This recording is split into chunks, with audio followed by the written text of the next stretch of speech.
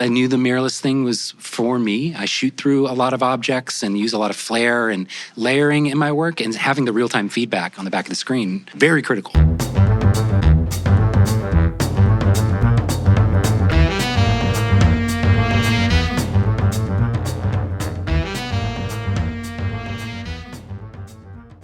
Greetings and welcome to the B&H Photography Podcast. My name is Alan Weitz. And I'm Jill Waterman. Do you ever think of yourself as a photographic craftsman as opposed to being called a storyteller?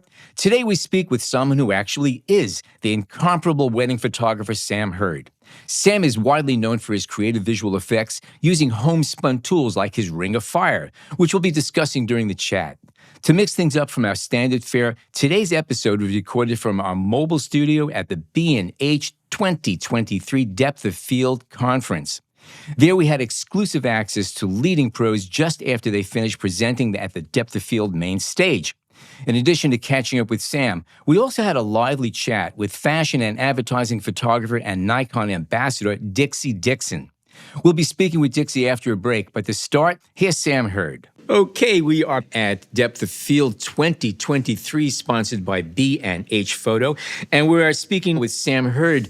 And Sam's topic is how rejecting the storyteller label enables more creative work. Welcome to the show. Thank you. Would you like to elaborate a little on this? How does rejecting the label change you from being not a storyteller? Yeah.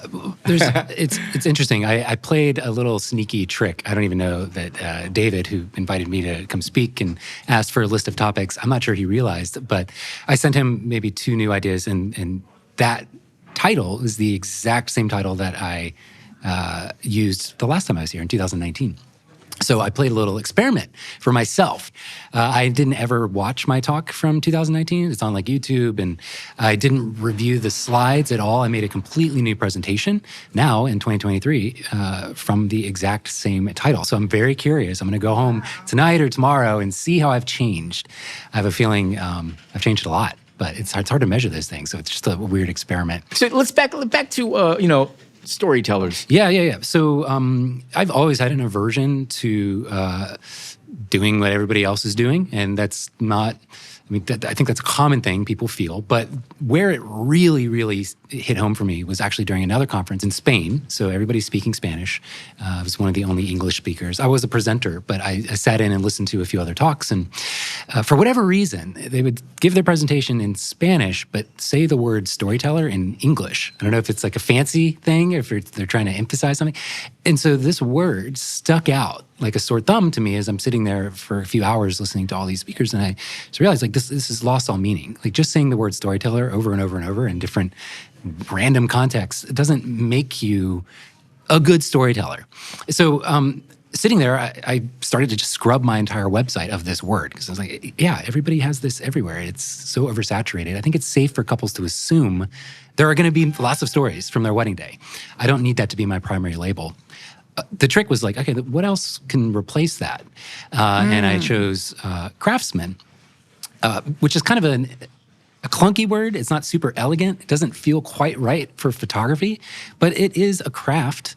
Originally photography, it was a craft. Very much, and it still is. And so ever since, it has felt appropriate to, I'm very much immersed in focusing solely on the craft of what I'm doing, really not caring at all about like a deeper meaning or the story behind it.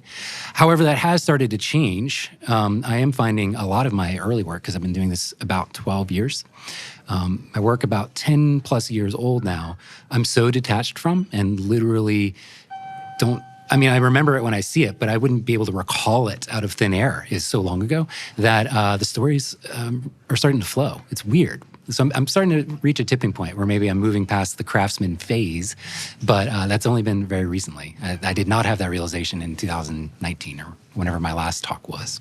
So that's sort of in a nutshell what I talked about, but it's also not a completely fully formed idea yet. Everything's a work in progress with me, for sure. There's nothing like stepping up to the microphone to speak to people and say, okay, now what are we going to talk about? I have literally done that. I've done a lot of presentations. Some of my favorite ones are just forcing people to sit there and edit a wedding with me. I've done that, where my talk was too redundant with what other people were talking about. They did a way better job than I did. So I was just like, you know what? I'm going to sit here with my laptop and just talk through editing in Lightroom. It's very tedious, but this is the reality of what you're doing as a wedding photographer. You need to be doing it well. And I have a really great workflow. I can edit very fast, consistently, and efficiently. And most people don't want to sit down and take that hour of boring, like, this is how you configure things. This is a good process to your workflow for just file management and all that. Most people just don't take that hour to do it. So that's also been an effective form of presenting. And I would imagine it was well received. It was, yeah. People were weeping, standing ovations. It was, no, it was actually Weeping really, and standing. You know, we've never had Wow. weeping and standing ovations. Neither have I. No, it was very well received. I think just the practical aspect of it. But it's, yeah, little, for something that's being like live streamed or whatever, it didn't feel appropriate for this talk. Plus, I really wanted to play this experiment out and see how it goes. So. So just in visual terms, how would you say your work has evolved from like 2019 pre-COVID to today, like coming back to maybe something more normal-ish? Yeah. Normal-ish. That's a great way of putting it, is yeah. more normal-ish as far as weddings resuming. I remember feeling like my superpower had been taken from me the first few weddings back, where you could shoot, but everybody was wearing a mask, including me. And my inability to like smile and put people at ease with my expression, I realized was a huge issue. Yeah, the bride and groom or the couple or whatever, not wearing masks, I can get them to like laugh, but not having that subconscious exposure to my face as a photographer was a very weird thing. So I'm very glad to be through that. How things have changed visual output, it's really hard for somebody to say that about their own work. I'm not really sure. Process-wise, I shoot physically very differently, enabled by just mirrorless cameras having all the nice, comfortable pivoting screens. That was just in time because I shot about 10 years on DSLRs and got pretty tired. You know, once I hit 30, I'm 37 now, but once I hit 30, I was like, I'm kind of over laying on the ground to get the really crazy perspective. But now I can just put my camera on the ground and it's fine. And as long as I do my stretches every morning, it's so much more comfortable to use mirrorless cameras. So I think the physicality of how I capture things has changed more than anything. Interesting. And what brand are you shooting with? I use Canon. Okay. But I'm not married to anything, camera or otherwise. But the brands that I use, it's very important to me that I use exactly what's right. And if something new and better comes along, I will hit the eject button and switch. Well, that's what happened with Nikon. Honestly, the entire time, I love Nikon DSLRs. I think the D850 was the pinnacle of DSLRs. But I was consistently trying Sony stuff. I knew the mirrorless thing was for me. I shoot through a lot of objects and use a lot of flare and layering in my work, and having the real-time feedback on the back of the screen, very critical. Sony never got there with the lenses. I mean, they are now, but not around 2017. And when Canon launched the EOS R, along with the 50 1.2, which is my bread and butter workhorse lens, I was all in. Along with just the performance, I was never as happy with the Canon DSLRs. Anyway, we can talk gear all day long, but Canon R3 is my main workhorse camera now. I shoot with two of those, 50 1.2, the RF, and the EF mount 24 1.4. Those are my go-to. Now, if I remember right, you had a special tube of sorts that you would shoot Ring through. of Fire. Ring Yes. of Fire, that's what it is. Are you still using that? Oh, yeah. Okay. Yeah, I've got maybe 4 or 5 different objects that create a really distinct look from one to the Yes. next. And I kind of rotate through them as I get bored or just feel like it. It's nice to have something. The big thing, so the Ring of Fire is just a 1-inch by 1-inch piece of like aluminum pipe. A lot of people find copper easier to find, just at the hardware store. It works really well with a 50, an 85. If you use anything wider than that, like a 35 or 24, the effect doesn't come across as well. But you hold the tube in your fingers right up in front of the lens. If you're shooting at 1.2 and you're focused on something, further away from you, what you're holding up in front of the lens, it might have some darkening or whatever, but you don't see my fingers with holding. So combine that with a very bright, harsh light source coming right down the barrel, like the sun, or at nighttime, street light, car lights, you get an insanely beautiful flare. The effect is quite striking, yes. Yeah. And it's perfect because lens manufacturers are getting so good at reducing flare and protecting against it, right? But I'm shocked if anybody of any influence is listening. There's an entire market of creative, you could have an entire creative line of lenses where they are intentionally doing things to create artifacts Well, like look flares. at Lens Baby. There I mean, is that. my There is God. that. But I'm shocked that like the camera like the big names Right. aren't doing that. Aim for perfection. That's fine, but you should have like an artist series. Although I think that's what Sigma calls their lenses. Well, you know what the driving force behind that is, and it's really true, is that we're now dealing with cameras of how many megapixels? I mean, 60 is becoming the norm.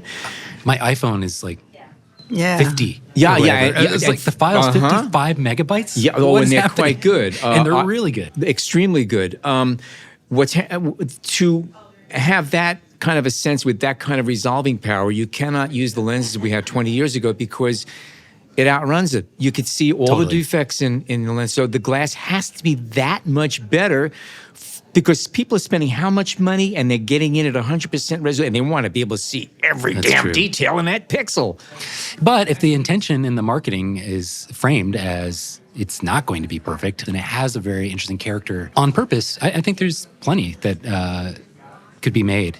So the Ring of Fire, though, is solving this problem for me. I can, any lens, again, if it's a 50 millimeter or longer, I can create, and not only does it create a cool looking flare, I can move that flare and make it larger or smaller, put it manipulate it. anywhere in the scene, especially shooting mirrorless.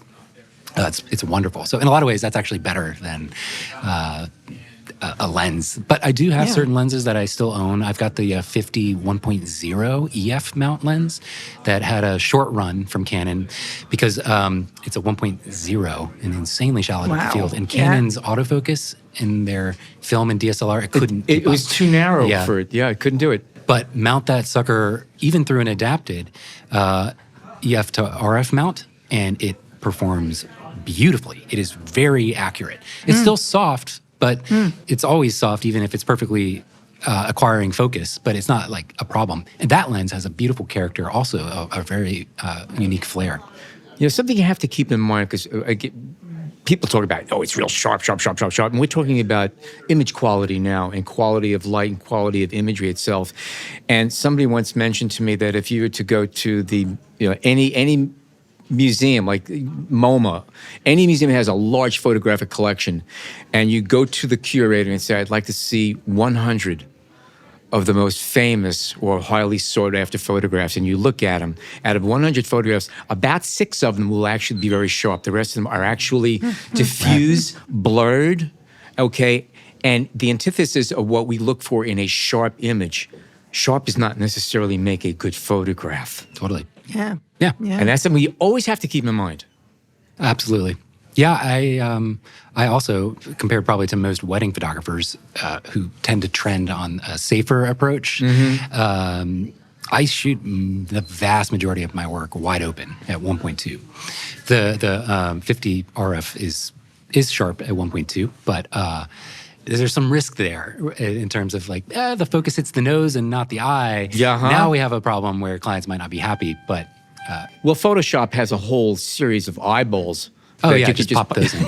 Yeah, just swap the eyes. It's the newest version. Did you get the update yesterday? Oh my gosh, it's pretty insane what's coming down the pipeline. I don't know if you've talked about or played with any of the newer AI generating tools. Where We've been it's- talking. I yeah. personally have not yet, but we've been doing a lot of talking about it here, and I definitely can be going into. What about yourself? Have you played? A ton. Yeah, I studied information and computer science, so the tech side of things. okay. I love. I'm very immersed and more in like just tech commentary than probably most people.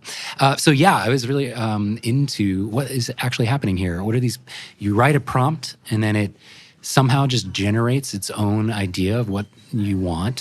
Where is it getting all the sources for this data? How can I tweak and modify things? Anyway, it's very interesting, but one thing I'm excited about from a photographer perspective, we're, I think, getting very, very, very close to being able to feed an image to an app of some kind or whatever, and have it render every single pixel new in a completely photorealistic way that looks convincing as a photograph, and change then anything you want about it, like the eyes being sharp and in focus, or the entire light in the scene being changed, not through compositing and not through some tedious 3D space where you have to learn how to do it, but just by literally saying, make these eyes sharper, and then boom, it just does it. And what you're actually looking at is CG, pixels that weren't actually there in the photo, but it's convincing enough that nobody cares, which is a little sad too. I don't know, there's something weird about that becoming the reality. We're losing something in the exchange. Oh yeah,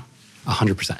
Yeah. That's still why I think vinyl has made a resurgence. People still specialize in film photography for weddings. Yeah. I think some of that is weddings have a romantic element to them, and film also has like a romantic, nostalgic thing that is very marketable, and people still like the authenticity of film, even if people still edit the film photos later.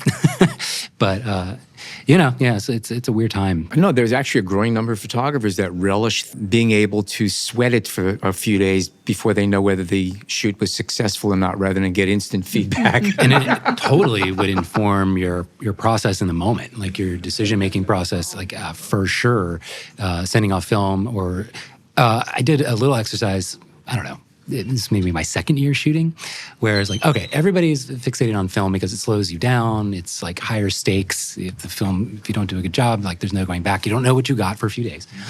But the other thing is the limitation of frames. You have 24 in a roll or however Discipline. many. So what I did was, I was like, well, I can recreate that feeling with just pop in 100 megabyte SD card and leave the house with that instead of 128 gig or whatever the standard was. I mean, yeah, I could delete and erase, but now I'm stuck with this constraint that recreates a lot of the same experience, and it totally changes how you shoot in a really positive way. My work looks very different shooting with my Leica. Like I tend to travel with a Leica or the Hasselblad 907X50C, which is a mouthful, but that's one of the most beautiful cameras. And it's really a pain in the ass. They probably don't want to hear that, but the autofocus is very slow. It's not the best, but the process and like the even though it's digital, medium format, the tactile experience totally informs my decision-making in a more interesting way. It's really fun to play around with, but I don't know how we got on that topic. The way we get on all the topics when we're talking about photography. One thought leads to another. It's all photography. What's on the agenda for you coming up? This time of year is mostly admin stuff, responding to inquiries in a timely way, and then a couple more conferences. But I start shooting weddings again, like full ramp up right around May. So, yeah. Do you do mostly destination weddings or a mixture of All each? over the place. Yeah, all over the place. I would say most of them I'm within a drivable distance to my home. I like to keep that balance because destinations and travel sound great on paper and look good. But the reality. The reality is quite different. Also, profitability-wise, like I can't. I might be somewhere really amazing for a wedding, but I can't take an extra 3 or 4 days every time I travel like that because it's eating into money that I need to pay my mortgage at home. So anyway, I don't specialize in anything. I tend to, if I get a cool destination, it's another photographer getting married. They have like photography's the priority, they have the budget, and they know specifically they want me because they followed my work for a while. So that's also really, really wonderful. That's actually more fun as far as the travel reason for me than actually going to the place. But most of the time, I have DC consultants and lawyers hiring me because they found my work randomly and they thought it was creative and, just like anybody else. So, yeah. Earning a living with a camera. It's amazing. I'm very grateful for it. It's still kind of unbelievable to me. So many of my friends and stuff, they might complain about something related to their work or job. And I'm just like, you should just be a wedding photographer. Like, why isn't everybody just going around being a wedding photographer? Or at least do seminars on becoming a wedding photographer, one or the other. Totally. Oh, wow. Okay. Yeah. Sam Hurd, actually a pleasure speaking with you once again, catching up on your work. If our listeners would like to catch up on what you're doing, where can they go to? Two primary places. One is probably the most easy is Instagram. My handle is I am the Sam. So pretty easy. I am Sam is always taken because of the freaking movie. I would prefer that, but I am the Sam. I had to add that. And then really I have a Patreon feed that I've had for about 6-7 years now. And that is where I post more long form, like deconstructions of photos from like a technical aspect or a gear review of something like a lens that I'm trying out, and share more of my like educational side.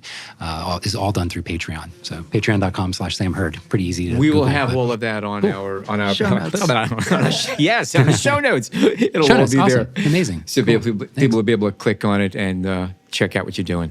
Awesome. Thanks so much for the time. Pleasure. Thanks for joining us. Good talking to you. Likewise. Okay, after a short break, we'll be chatting with Texas sharpshooter Dixie Dixon. Dixie will be giving us the inside scoop on how she makes a human connection with her high fashion and advertising subjects. We'll also learn how she captured every inch of the action at a bull riding contest. So I was just, like a machine gun out there, because you just got to spray and pray with bull riding. You just never know what you're going to capture.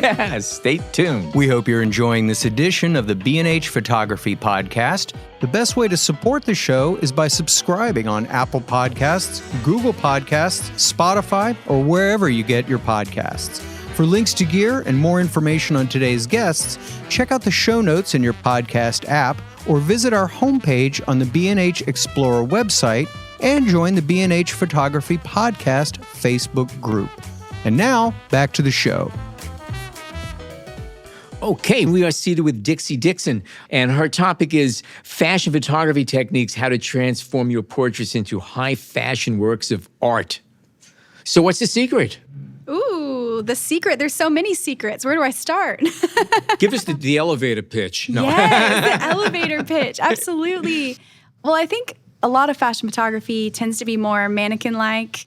But with my fashion photography, I like to really get the soul of the person who I'm shooting in addition to the fashion. So it's almost like you capture the feeling of wearing those clothes as opposed to just clothes on a hanger or something like that. But I think the connection is such a big part of fashion photography.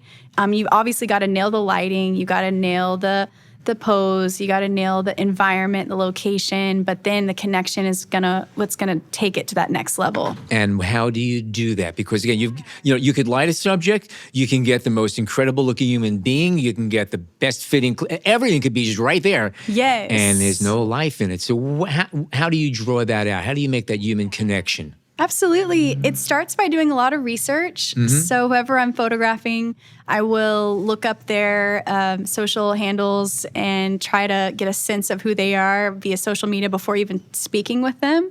And then I like to get them on the phone, talk with them a little bit, get a sense kind of their energy and their personality. And then when I see them, I give them a huge hug. I'm a big hugger. Okay.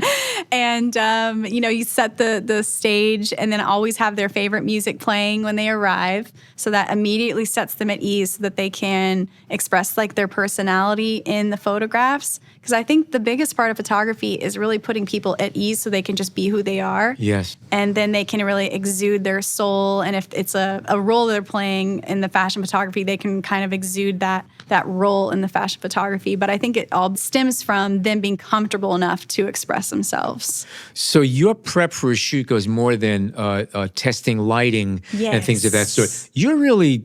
these are models. These are people. I mean, I don't know if anybody else, maybe I'm wrong, because again, I was never shot fashion. I did a lot of it, not fashion. But to call up the models and get a little bit of information about them, including like I get that. That's a big piece of work, though. That adds a lot onto your workflow. And I guess that's an important part of it. It does. I mean, for me, in the way that I work, it's important.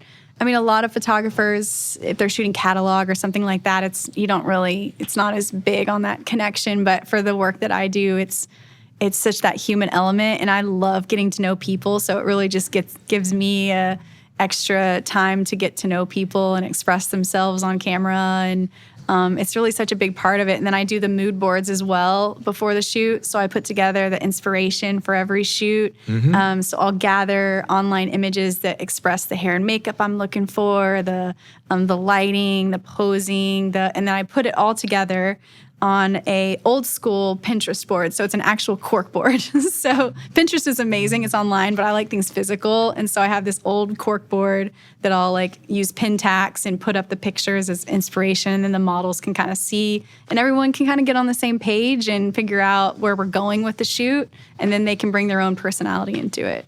Interesting. Interesting. So has social media made it easier to connect with the models? Definitely. Yeah, I would say so. Because you can really get a sense to who people are a little bit, or who they put themselves out there to be, And I beyond guess. their composite card. Yes, beyond their comp card. Because you can really only tell so much from a comp card. It's like when we do castings, I always like to do live castings as opposed to just casting from comp cards, because you miss so much of the personality on a comp card. So it's nice to get people in person for sure. Yeah, I was going to ask you about that because, again, if you can't find out how lively a human being is or what they're like from a 2D print. Okay, so do you ever get to a point, say you're working on something and you make the contact and you call up and you find even on the phone the person is a 2D print? Does that ever happen where you just say, there's nothing here? Yes. In fact, I mean, when I'm casting for actual advertising jobs, we have to have models that bring the energy, especially for lifestyle, because I don't just shoot fashion, I shoot fashion, lifestyle, commercial stuff. And so if they're very timid on the phone, and you can totally easily get a sense of that immediately, or if they're the type of person that's just going to take it on and really give you their all and be a ham in the situation, you can feel that instantly on the phone and especially in person. So I always try to cast models that really are just into it. They're into the project. They're excited. They have enthusiasm. And then if I'm in person, you can also tell that by a hug. If they give you one of those awkward side hugs, you know they're going to be a little tough to get out of their shell. But if they go in for a big bear hug, they're going to be so easy to work with. Now, now you said a key word for advertising. Now, obviously, the stakes are a little bit higher with advertising. Yeah. Do you go through the same drill for editorial? Yes, I would say so. Okay. Advertising is a little different than editorial. Editorial, you can probably work with newer models, I would say, because it's really all about exploration. The edges aren't sanded down, finished. There's nothing's quite finished yet. There's a little more room to play, which is the beauty of editorial. Exactly. The shot list is usually a little less intense. If there is one. Right, exactly. Yep. Love it when there isn't, for sure. No, see, because obviously, I mean, advertising, there's a lot more on the line there, you know, Yes. and people tend to look a little more carefully and a little And more budget. everything about it. Yeah, So for that's why I sure. was curious to know if advertising would be a little bit more pinpoint. Okay. That's very well said, yes. Editorial is definitely more free, essentially. So will you ever do street casting or work with real people? Yes, Or- we do that a lot, actually. I have some funny stories when we were shooting actually a campaign for Nikon in Colorado.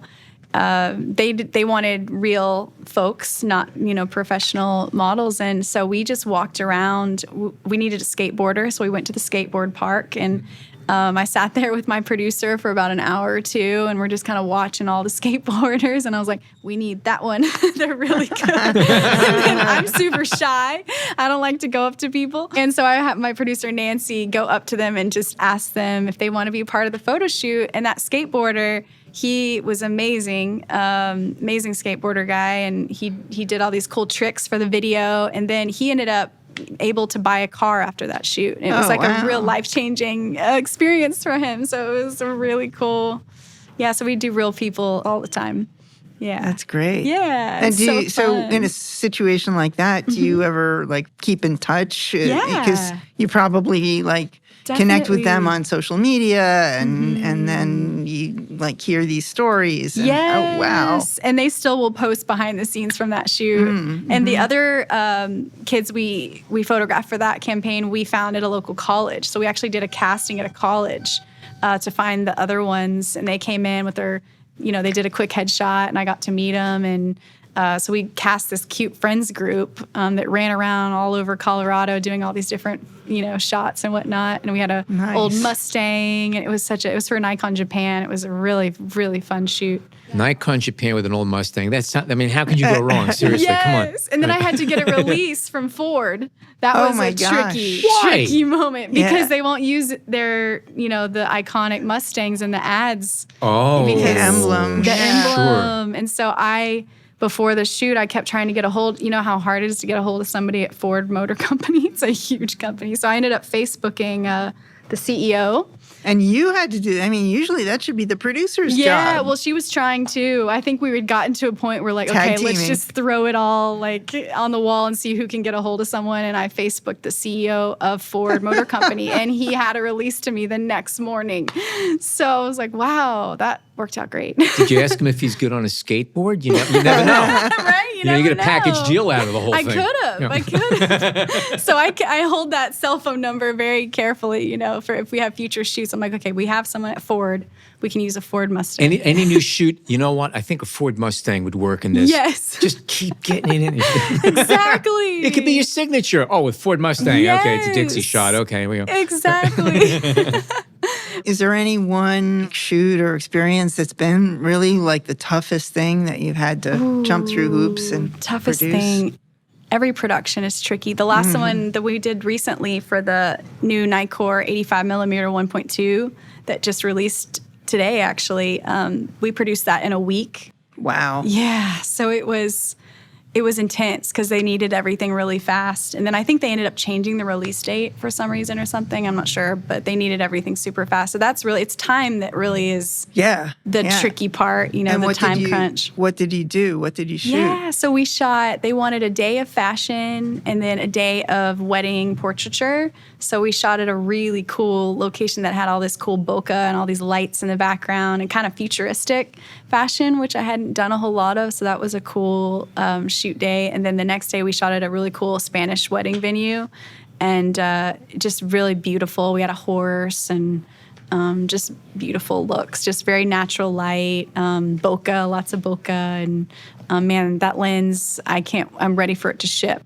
Now, this is an 80 millimeter 1.2. 85 millimeter 85 1.2. 1.2. Okay. Yes. How big is this lens? It is a big lens. Because I think it was a 51.4 they came out with about a year. Yeah, I the hurt 1.2. myself when I picked it up. I know. You got to lift with your with your knees. You can't bend over and pick this thing up. You're gonna hurt yourself. You've got to work out a little bit. Got to have some guns, but it's so worth it. I mean, I didn't barely had to do any retouching on those pictures because they had me shoot everything pretty much at 1.2. Sure. So the eyelashes and the eyes are just tack, and then the skin just falls out of focus so pretty. I didn't want to send it back. I was Now, like, does it "I keep hold this." real good detail wide open? Because sometimes the fast ones, does. they're beautiful, but they're also, there's a little bit Too of... creamy. Yeah. Yeah, no, this one though? is detailed.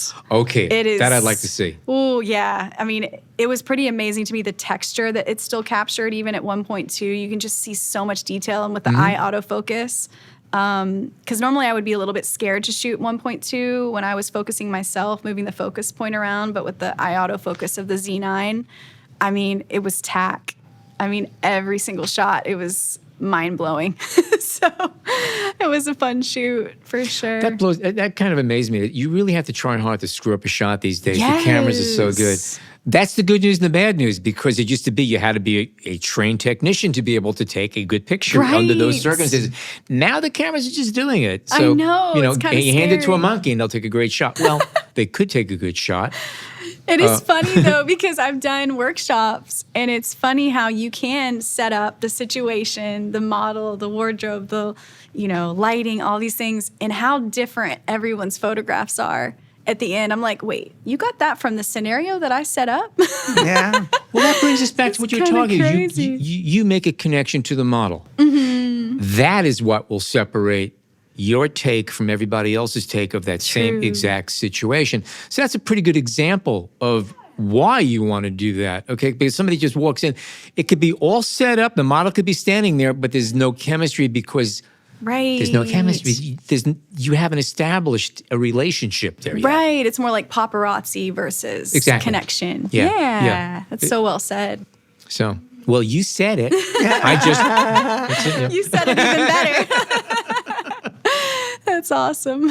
So you were working with the 85 1.2. Do you have other lenses that are up there among your favorites? Oh, or- yes. So many. Well, it's funny because I love that 105, the Z105 macro. I use that quite a lot. But now that 85 came out, I think that might be my new lens that I'm going to use 80% of the time. But gosh, you just can't go wrong. Now, it's interesting that you mentioned that you like the 105.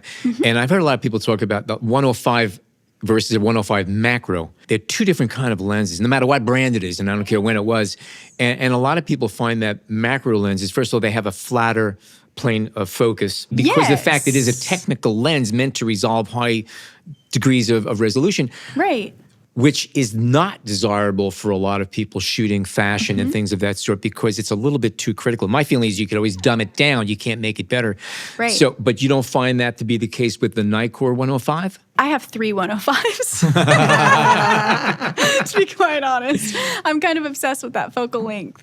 I have 450, so I understand, Oh, yes. exactly. It's like for certain things, certain They each have things their work. own signature. They do. It's 'cause like a brush. Yeah, because I love the old Nikkor 105. 25? 1.4. Oh, no, 105 1.8.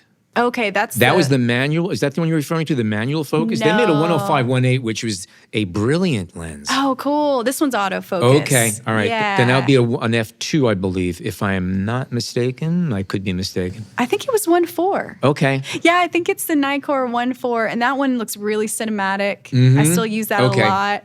When I'm shooting like jewelry ads and things, I will use the new Nikkor Z 105-28 macro one because it's like that. You want it to have that crazy sharpness and focus, and then you still got to do some retouching, obviously, because it's so sharp.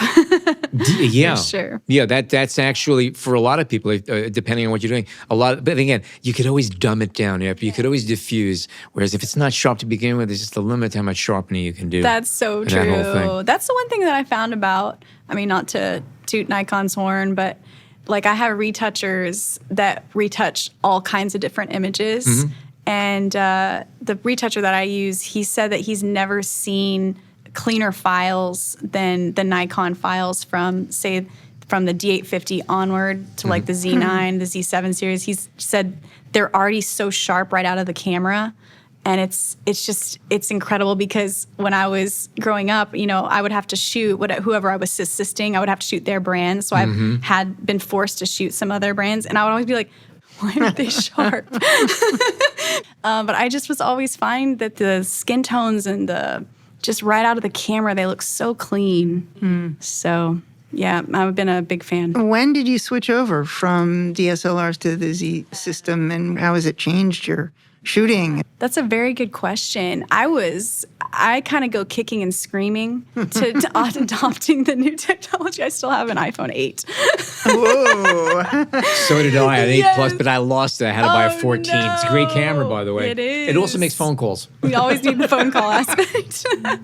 But yeah, it's funny because at first I was like, ooh, I don't know if I want to like this yet.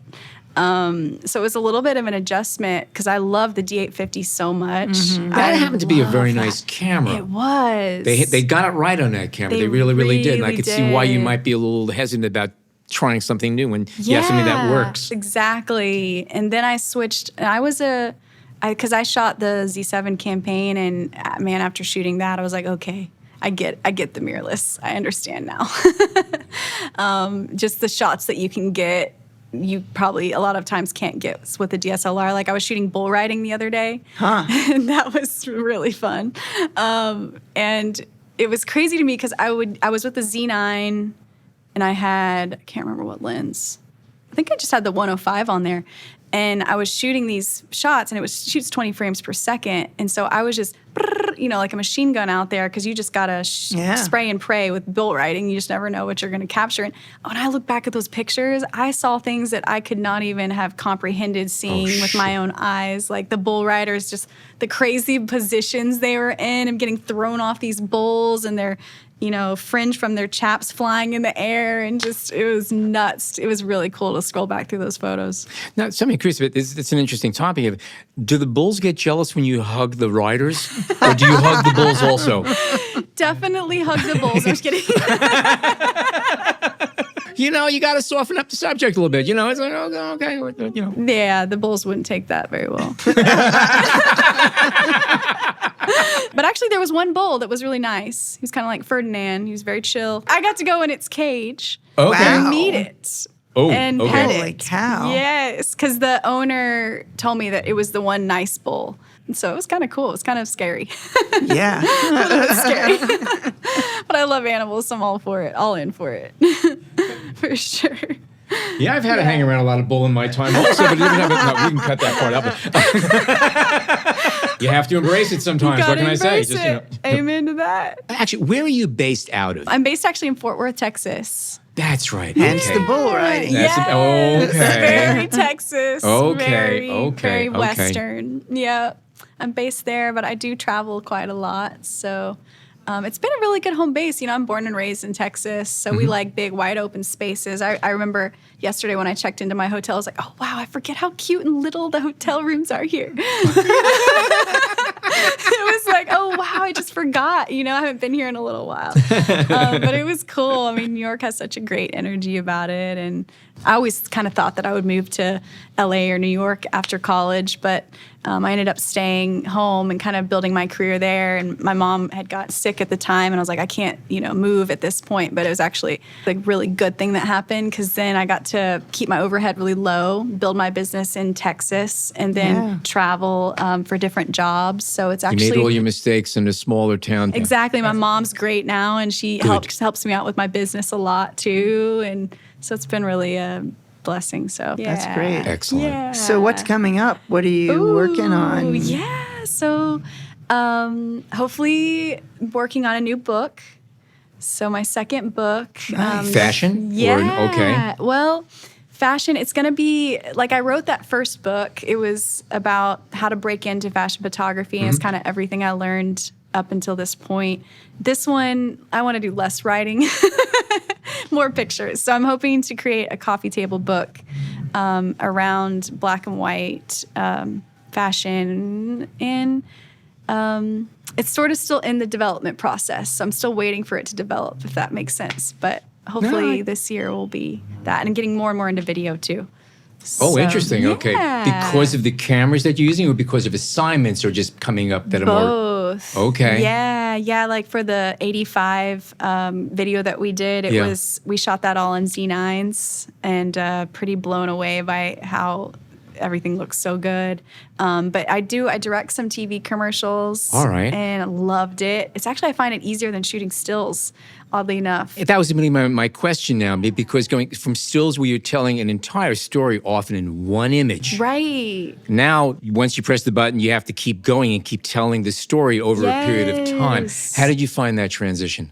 I found it so effortless, actually. Interesting. It's funny Okay. because you would have thought it would have been, I was nervous. The first time that I shot this TV commercial for this hair company. It was a production company that reached out to me because they had seen my fashion work, and they had all guys at their production company. They did like sports ads and stuff. Their fashion was not their specialty. They were like, okay, Dixie, I think you need to come in and direct this. I was like, well, I've never directed a TV commercial before, but I'll try.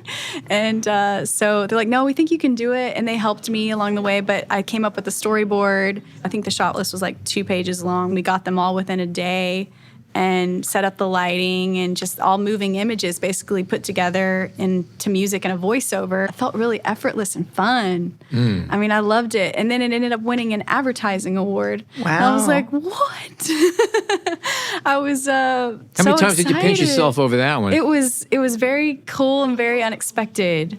And so I was like, okay, I need to do more video work, because I think that's a fun, because you have sound, you have so many different things in your toolbox to tell a story. And it's really fun. Yes. So I love it. So more video work this year. Excellent. Great. Yeah. Thank you all for having me. It's been absolutely a pleasure speaking to you again. And also, if our listeners want to catch up on what you're doing, where should they be going to? And we'll have all of this information on our show notes as well. But Instagram, Facebook, where were they going? Instagram, it's under I Am Dixie Dixon. So I-A-M Dixie Dixon. Okay. And then photography is just under Dixie Dixon Photography on Facebook. Okay. Yeah, Excellent. absolutely. Terrific speaking with you. And Thank it you. sounds, your energy level is great, especially at the end of the day. Thank you so much. Oh, thank you. Y'all have great energy. This was so fun.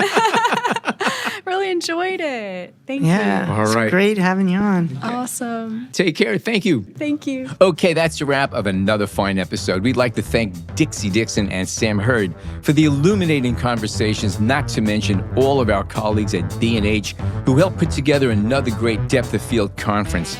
And if you like what you've heard today, subscribe to the B&H Photo Podcast on Apple Podcasts, Spotify, or wherever you get your podcasts. And you can also find this on the B&H Explorer blog and on the B&H Photography Podcast Facebook group, where you can share your favorite photos and comments about the show. I'm your host, Alan Weitz. Jill Waterman is our senior creative producer. Episodes are recorded, mixed, and edited by technical producer Mike Weinstein. Our executive producer is Jeremy Weiss, and our editorial director is Sean Steiner. On behalf of everybody connected to the show, thank you oh so much for tuning in today.